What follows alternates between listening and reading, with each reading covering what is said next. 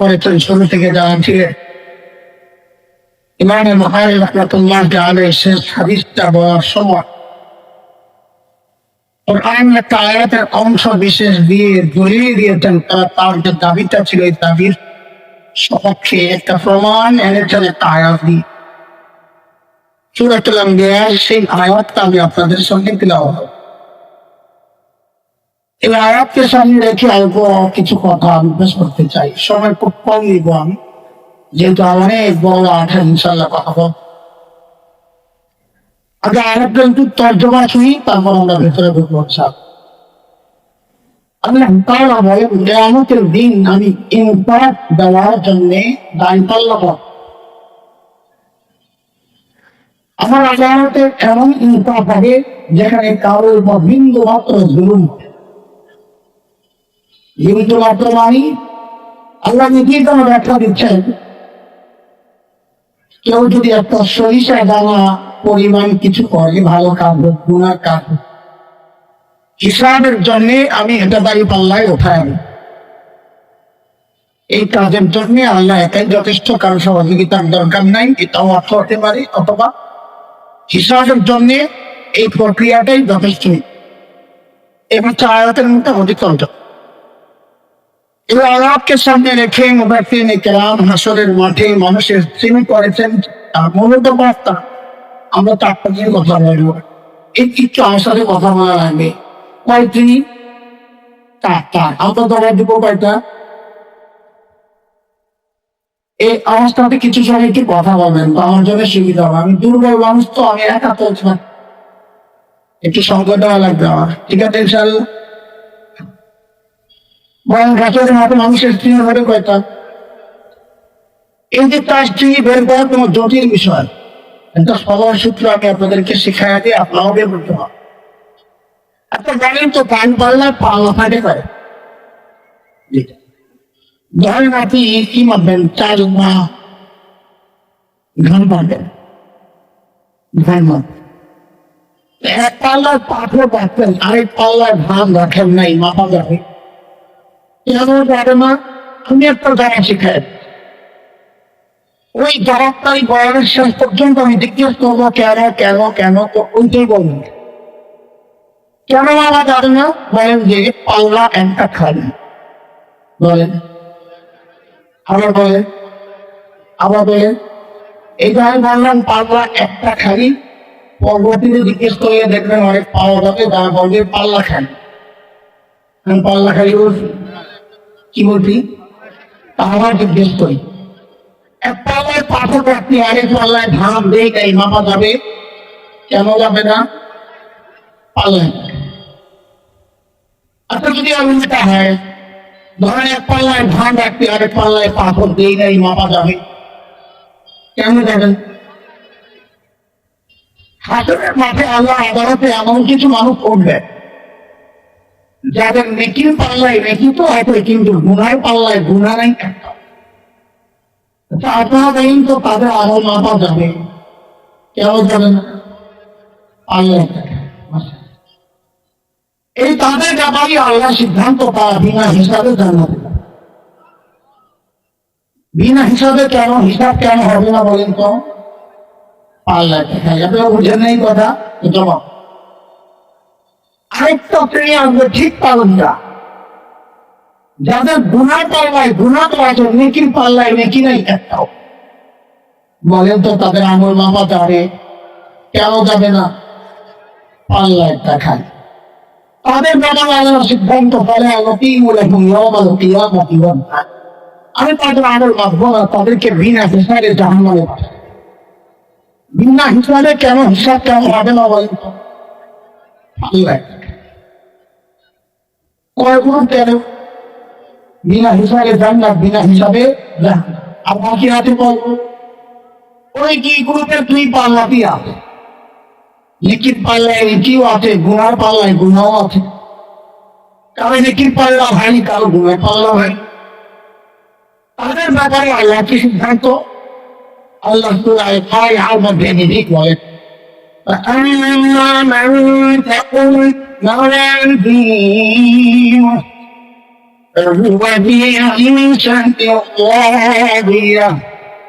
যার নেকির পাল্লা ভারী আল্লাহ বলেন সেটা وأما من حقت موازين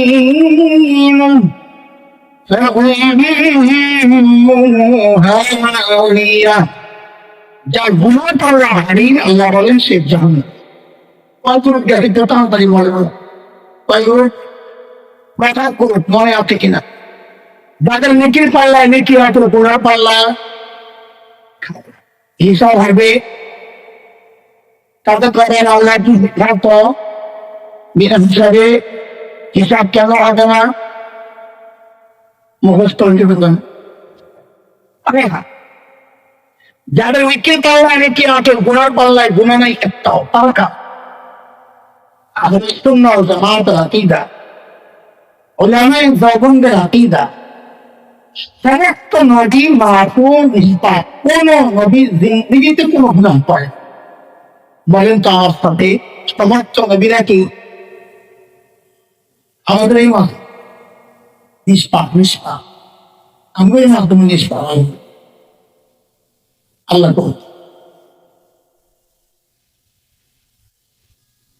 আপনাকে তো মহতামিম স্যার আমি তো ছোট ভাই নাম বলে ফেলছি আবার নাম করে নবীরা কোন নবী জিন্দেগিতে গুনাহ করেন নাই কেন করেন না এটা ভিন্ন পাপে এমনি সময় কম দিকে গেলে আমি হারাই বা তবে ছোট্ট করে একটু বলিনি যারা একটা বিষয় কিছু হলেও দা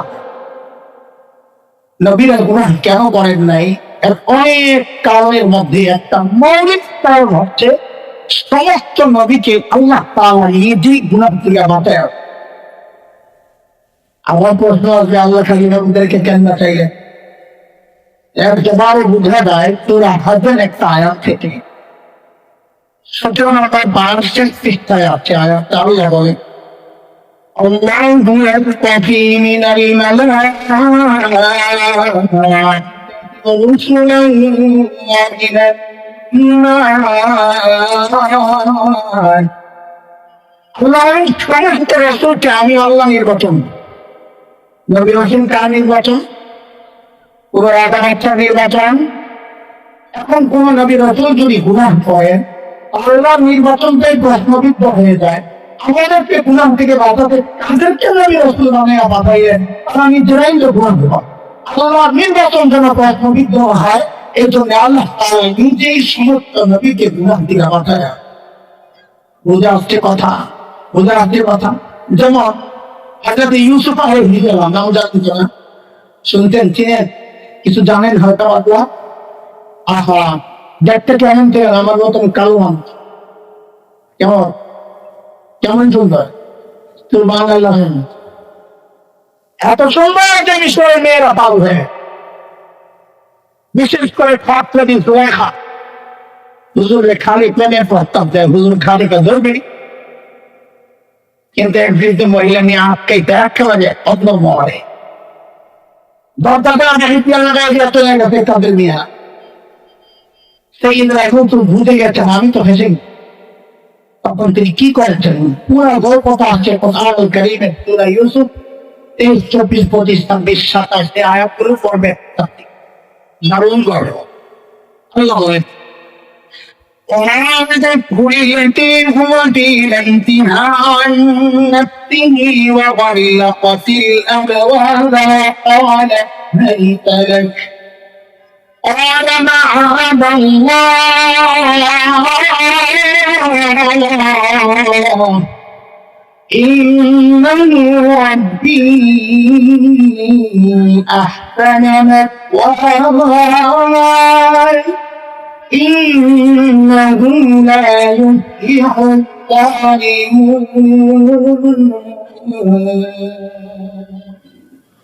আমার ইউসুফ বিপদের বাইরে চিৎকার আল্লাহ আমার মা কাকে না দিলে বিপদে বলে কাল্লা তো বিপদ থেকে বাঁচলে আর নবী সবসময় কাকে রাখতে হয়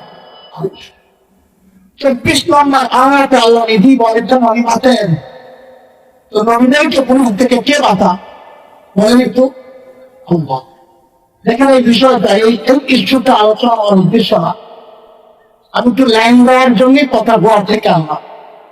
আমার উদ্দেশ্য দ্বিতীয়টা, হাসনের মাঠে এমন গুরু পাল্লা আদালতে দাঁড়ানো, যাদের গুণা পাল্লায় গুণাতে আছে কিন্তু নেকি পাল্লায় নেকি নেই একটা। বলেন তো তাদের মেঘালয় আল্লাহ কি সিদ্ধান্ত?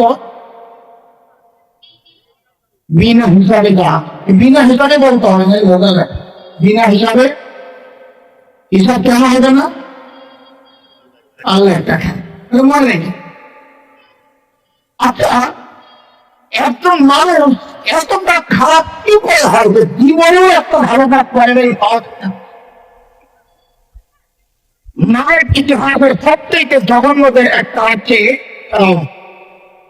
এই ফেরাউন কি জীবনে কোনো ভালো কাজ করে নাই? বয়ের দ্বারা করতে না করে কি করছে?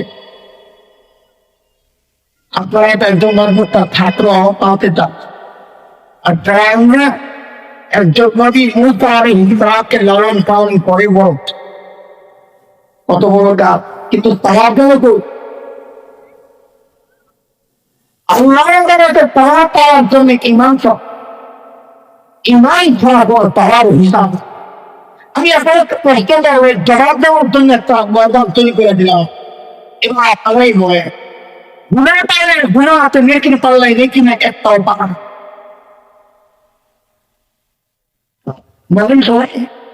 আপনারা বুঝেন নাই কথা, বুঝতেন কথা বুঝেন নাই ভাই ভাই জ্ঞান পেতে তো আমার মনে আমি দেখতে আমাদের ভাবলাম রাতে মতো নয় তারপর আপনারা বলে এই সকল বিষয়টা বুঝানোর জন্য আমি এত পেশাল পাবো এটা তো আপনারা তাদের কিছু নাই না। আজকে আমি এই কাটারদেরকে নিয়ে কিছু কথা বলার জন্য এখানে আজকে আপনাদের সামনে এমন একটা জিনিস আনতে চাই যারা আমার আপনার মতো মুসলমান নাম ধারণ করে, যাদের মৃত্যুর পর জানাতে অনেক কোনখানেও হয় মৃত্যু অস্থিতিও হবে বাস্তিটিও হবে, কিন্তু শরীয়তের মানদণ্ডে ওদেরকে যাচাই করলে বুঝা দেয় এরাও বিনা হিসাবে জান। সূরা বাকারার আল্লাহ এদের সম্পর্কে বলে ومن يرتد منكم عن دينه وهو كافر فأولئك حقت أعمالهم في الدنيا والآخرة وأولئك كأصحاب النار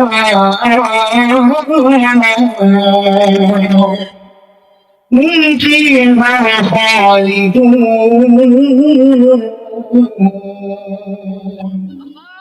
আল্লাহ যারা মুক্তাই হয়ে গেছে তাদের সব আমল বাকি, তার মানে নেকির পাল্লায় একটা নেকি নাই, তো মুক্তাদের হিসাব হবে। বলেন আগে কি বুঝাই দিয়ে নেকির পাল্লায় একটা নেকি নাই, সব বাকি। আল্লাহ বলছেন তাই মুক্তাদের আমলের হিসাব হবে, বিনা হিসাবে কই যাবে? হিসাব কেন হবে না? আল্লাহ বাকি মুক্তা এবার বলে আলোচনায় ঢুকিয়ে আমি আরো বেশি পাবো, এটা লম্বা আলোচনার বিষয়। মোক্তা আজকে মোক্তাদের পরিচয় আমরা বুঝছি না, কিন্তু মোক্তাদের একটা সহজ অর্থ করে ওই অর্থের উপর ভিত্তি করা আমরা জানি। মোক্তাদ মানে হচ্ছে যা ইসলাম থেকে বের হয়ে যাবে। মোক্তাদ মানে আমরা বলে মোক্তাদ মানে আচ্ছা যারা ইসলাম থেকে বের হচ্ছে তাদেরকে কি বলে? সামনে আমরা মাঝে মধ্যে মোক্তাদ বলবো আপনারা বুঝে নিয়ে মানে হচ্ছে যারা ইসলাম থেকে বের হয়ে। গত শতাব্দীর শ্রেষ্ঠ 10 জন আলেমের লিস্ট যদি করতে বলবো আমাদেরকে, আমার বিশ্বাস অধিকাংশ আলেমের লিস্টে একজন মহান মানুষের নাম থাকবে, তিনি হচ্ছেন শেখ আবুল হাতেম আলী নদভী রহমাতুল্লাহ। শেখ আবুল হাতেম আলী নদভী আজ থেকে প্রায় 40 বছর আগে একটা লেখা আমাদের বড়দের কত নিখুঁত দূরদৃষ্টি। আমি যখন ছাত্রদের লেখা করি আমার কাছে মনে হয় যে হয়তো 40 বছর আগে লেখেন নাই, হয়তো বর্তমান বাংলাদেশের পরিস্থিতির দিকে তাকাইয়া তাকাইয়া এই লেখা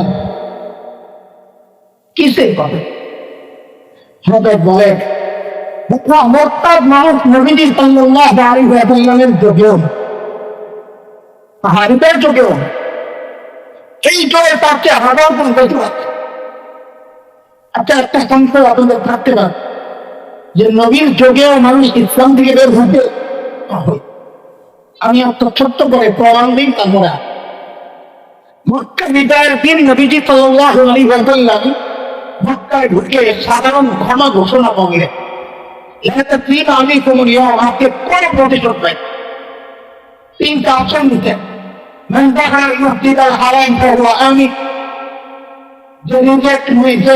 হারামি কি আশ্রয় নিবে সে নিরাপদ, আর কিচ্ছু বলবো আমি যা আবু সুফিয়ানের ঘর গিয়ে আশ্রয় নিবে তার কিচ্ছু বলবো না। আমি যে নিজের ঘরে দরজা লাগায় বসে থাকবে, অর্থহীন থাকবে না, তাকেও কিচ্ছু হবে, সবাইকে মাফ করবে। কিন্তু কয়েকজনের নাম নবীজি বলেছেন এদের ঘটনা, এদেরকে যখনই বলা যায় ধুয়ে হত্যা করতে হবে। এই এলাকা ঐতিহাসিকদের মধ্যে সামান্য কিছু মতপার্থক্য থাকলে অধিকাংশের মত শেখ ইবনে তাইমিয়া রাহিমাহুল্লাহ ওনার বিখ্যাত কিতাব আছে এই বিষয়ে, আস-সারিমুল মাসনুন আলা শাতিমির রাসূল। ওই কিতাবে শেখ ইবনে তাইমিয়া রাহমাতুল্লাহি আলাইহি কোরআনের নাম আব্দুল্লাহ ইবনে হাকাম, কুরতুনা, কুরাইনা, তাওয়া, নাকিব ইবনে সুবাইনা, ওয়াইল ইবনে নাকিব, আব্দুল্লাহ ইবনে জিরা, আব্দুল্লাহ ইবনে সাহব ইবনে আরিফা, ইকরামা ইবনে আবি জাহল, وهاك الأسود، هبيرة بنت أبي وهب المخزومي، حرام بن الطرابي، عارف بن الزبير، وحشي بن حرب، هند بنت عتبة। নবীজি কোনো একজনের নাম বলেছে, এদেরকে যখনই পাওয়া যাবে ধৈর্য হত্যা করতে হবে। এই 15 জনের একটা ছিল আব্দুল্লাহ ইবনে হাকাম। ও কি করতে জানে? সবাই তো নানান দিকে ছড়ে যেতে লুকে হযরত ইকরামা ইয়ামানের দিকে পালাইছে, পরবর্তীতে আসছে আল্লাহ নবী মাফ করতেন। কিন্তু এই আব্দুল্লাহ ইবনে হাকাম কি করতে জানে? আবার গিরা করে নিতে দেয়। কেন তুই জানোস না মুসলমান সর্বপ্রথম কারা কাছে তো যাবে না, ও যাবে কারা কাছে তো যাবে। ও কি বোকা? ও বোকা না, বাপ্পা, ওরে বাপ্পা, কোন বাপ্পা? ওরে বাপ্পা। ও মনে করতে কি জানে মুসলমান কাবাকে ভালোবাসে, কাবাকে সম্মান করে, আমি যদি তার আর খিলাফ দিয়ে নিজেদের জয় আমাদের ছেড়ে দিই কিচ্ছু বলবে না। মুসলমানদের আবেগ দিয়ে মুসলমানদেরকে ভোগাই কেটে যেই ভোগাটা এখন কিছু কিছু রাজনীতিবিদ আমাদেরকে দেয়, রাজনীতি ইসলামের বিরুদ্ধে, তোমার মধ্যে আমাদের ব্যবস্থার বিরুদ্ধে প্রকাশে বলে বলে করি আমি চাই না। কিন্তু আল্লাহ বাংলা নির্বাচন আসতে আসতে দেখি চেহারা পাওয়া যায়, ওরা তাই একটুটি আমার আরেকজন পাই, তাই হৃদয়ের পায়ে যায় না। তাই তাদের নির্বাচন আসলে এই মানুষ বলে আসতে পারে টুপি একটা লাগায় কোনো হাসানগতির ভোট কথা বলেন। এই ঠিকটা আপনাদের বড় বাধা, আপনারা ঠিক বলেন এখানে আর ভোট দেন দেওয়া, এটাও ঠিক না, এটাও ঠিক। এই সমস্ত 2 নম্বর ঠিকটা চলবে না, সময় আসতে পরিবর্তনে। হ্যাঁ, ইতিহাস বদলানোর সময় চলে আসছে। কেন?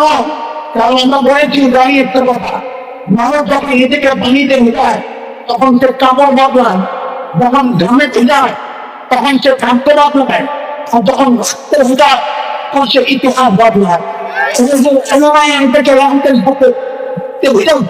আমার ভাইসটারি খারাপই থাকতে ভিতরে যে ইতিহাসে বর্তমান সময় হবে প্রমাণকে দখল হয়েছে, প্রমাণ হবে আমাদের বইতে হবে প্রমাণ প্রমাণ করে রাখতে চাই।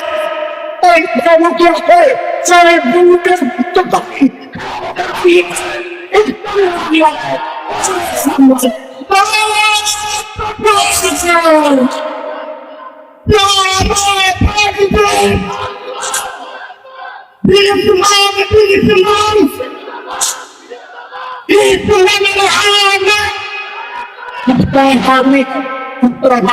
শুনে লুকালকে মনে আছে না হযরত আমিন দেখতেন নিজেও যা পাও দেখা যায় খোলা তরবারি নিয়ে ভিতরে একদম আয়ের দিয়ে সাহাবী দেখতেন হযরত আলীকে আলী তো কেন দিতে বুঝেন নাই তিনি তো এটা করছেন নিশ্চয়ই আলী ক্ষমতা করবেন এই কাজটা করেন আব্দুল্লাহ হাতায় বের করেন একদম জায়গায় একটা ফেলা আমি ইব্রাহিম এবং হাজরাতের মাঝখানে একটা বর্ষা গেলে বর্ষার মধ্যে ঝুলে দেওয়া হল কেন দুনিয়ার মানুষকে দেখানো দিতে যে আল্লাহ নবীকে যারা প্রভুক্তি করবে গাড়ি দিবে তাদের সাক্ষী এইটাও হওয়া উচিত। আমরা একটা দান করেছিলাম নবীর যুগে মানুষ ইসলাম থেকে বের ওই দাবির সাপেক্ষে দলিল হিসাবে কথা রাখবে যে এই আব্দুল্লাহ ইবনে খাত্তাবের ইতিহাস থেকে পাওয়া যায় সে নবী আলাইহিস সালামের সময় মদিনাতে মুসলমান হতে মদিনার রাখালদেরকে হত্যা করে দেশগুলা নিয়ে অনেকটাই পাওয়া হয়েছে ইসলাম ত্যাগ করে। তাহলে আমাদের দাবি অনুযায়ী দলিল পাইলাম যে নবীর যুগেরও মানুষ ইসলাম থেকে বের আগের যুগে তো অনেক দেশ নিতে মুতাইয়ে মতন কাজবা মিথ্যা নবুয়তের দাবিটা তার অনুসারী যারা ছিল তারা হযরত আবু বকরের জমানায় ইসলাম থেকে বের আবু হাতাম আলী নদীর কথাটা খুব সূক্ষ্ম একটু নজর লাগবে।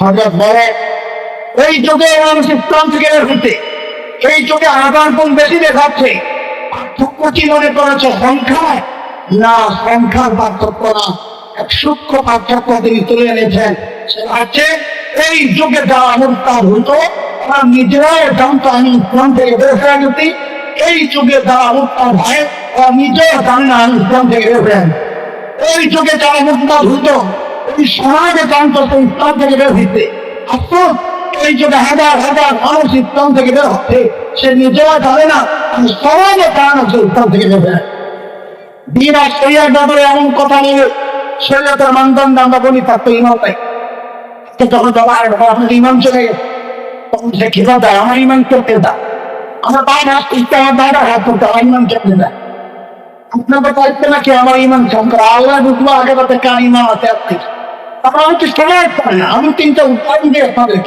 সমাজ পাই না ইসলাম থেকে বেরোবে 2013 শাহবাগের গণজাগরণ মঞ্চের কথা মনে আছে ওই সময় একটি তো নাস্তিক ব্লগার কুলাঙ্গা আমাদের প্রিয় নবীজি সাল্লাল্লাহু আলাইহি ওয়াসাল্লামের বিরুদ্ধে এমন সব কুৎসিত লেখালেখি করছিল জঘন্য লেখালেখি সারা বাংলাদেশের বয়স নির্বিশেষে সব তৌহিদি জনতা আল্লাহ আমাদের নেতৃত্বে জেগে উঠেছিল দাবি ফলানো হচ্ছে সাতরা চত্বরের শিক্ষাজীবী ওই সময় দেশের কিছু ইমানদার যুবক আমি দৃঢ়ভাবে বিশ্বাস করি যাদের ইমান আমি হাসান দলিলের ইমানের চেয়ে মজবুত ছিল এবং ইমানের দাবি দেখানোর জন্য নবীর প্রেম দেখানোর জন্য যে কেউ পাওয়া পেয়েছিল আমি হাসান দলিল করতে পারি না কি করেছিল ওরা ওই সময় ভয়ঙ্কর ব্লগার আত্মিক রাজীব হায়দারকে হত্যা করেছে থানা বাবা আশ্চর্য ব্যাপারটা আপনারা রাজীব হায়দার জনকে নবীকে গাড়ি দিতে সে মুসলমান হারতেন অন্যতায় হয়ে গেছে কিন্তু সমাজ জানে না রাজীব মোত্তাদ হয়ে গেছে কেমনি বুঝলেন পলাতক শেখ হাসিনা সেদিন সংসদে দাঁড়ায় বলেছিল রাজীব হায়দার হচ্ছে দ্বিতীয় মুক্তিযুদ্ধের প্রথম শহীদ আল্লাহ নবীকে যে দমে বিশেষ করে মুসলমানই শহীদ হয়ে পত্রিকা যাদেরকে এই সমস্ত জঘন্য অপরাধীদেরকে যারা শহীদ করে পরে আমরা তাদের ইমামের আমাদের সম্ভব এই কথা সে কেন বলেছে সমাজ বাংলাদেশে উত্তর দিকে বের হয়ে জানাই তো হয়ে গেছে আপনাদের কি শব্দ দেয় কেন নয় সব জায়গায় সিদ্ধান্তে বের দিতে এই জন্য আমরা জানি আপনারা আমাদেরকে একটা খোঁচা দিবে তোদের একটা দোষা আপনার মতো কেউ দেয় তো জানা যাওয়া বানাইতে আপনারা না বানাইলে তো আর দেওয়া হয়েছে ওই ভারতটাকে জোর করবে ওখানে না ওনাদের ক্ষমতার দাপটটা করতে মাওলানার ক্ষমতার দাপট দেখালাম উজু বানানোর পরে উজু সহকারে ইমাম সব করবে নাকি পরদিন পত্রিকায় আছে তকবির দিতে তিনটা বলবেন জানা যায় তকবির কয়টা দিতে কয়টা আমি একজনের ডিটেলস করলাম আমি তিনটে বৃদ্ধি পেছন থেকে কেউ ভুলটু ধরে নাই আল্লাহর বান্দা খুব জবরদস্ত জবাব দিয়ে পিছনে যে খাতা তোলা দাঁড়ার পর দাঁড়ালে আমার জানা যায় করতে আমার দানা আজ ভাই তাকে পাল্টি দিয়ে যায় মনে রেখে গত 1 মাস দানার পর অনেক বড় কৃষ্ণ আমাদের সাথে আছে এক কৃষ্ণ আর এক কৃষ্ণ আল্লাহ অবস্থা এক আর বিশ্বরে আমাদের ওই আগের কি হয়ে যায় কিছু হয়ে যায় কিছু হয়ে যায় সাম্প্রতিক কালের কাটাকাটি আলোড়িত কিছু হচ্ছে বেগুন দিয়া দুনিয়া থেকে বিদায় নেওয়া এক খবর স্তর ছিল তারিখ দিয়ে বসে আসা আমাদের স্তর ছিল আমাদের কলিজার টুকরা ভাই শহীদ উদ্মান শরীফ ভাই